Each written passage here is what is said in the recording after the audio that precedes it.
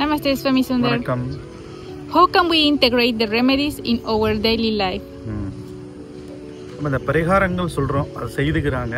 அது அவங்களுக்கு முடிந்த பிறகு அந்த பரிகாரங்கள்லாம் செய்து கம்ப்ளீட்டான பிறகு மனதளவில் அவங்களே உணர்வாங்க அப்படின்றது எல்லாருக்குமே உண்டு. உணர்வாங்கன்னா இத்தனை நாட்கள் ஒரு 108 நாள் வரைக்கும் வெயிட் பண்ணுறாங்க அப்படின்னா அதுக்கு இடையிலே உணர்றாங்கன்றது அர்த்தம்.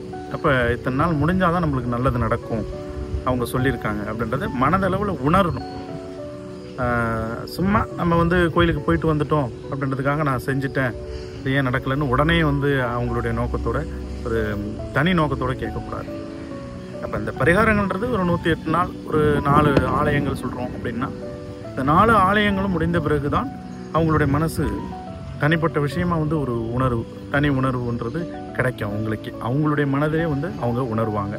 அப்போ அந்த உணரும் பொழுது அந்த எங்களுடைய ஞாபகங்கள் வராது.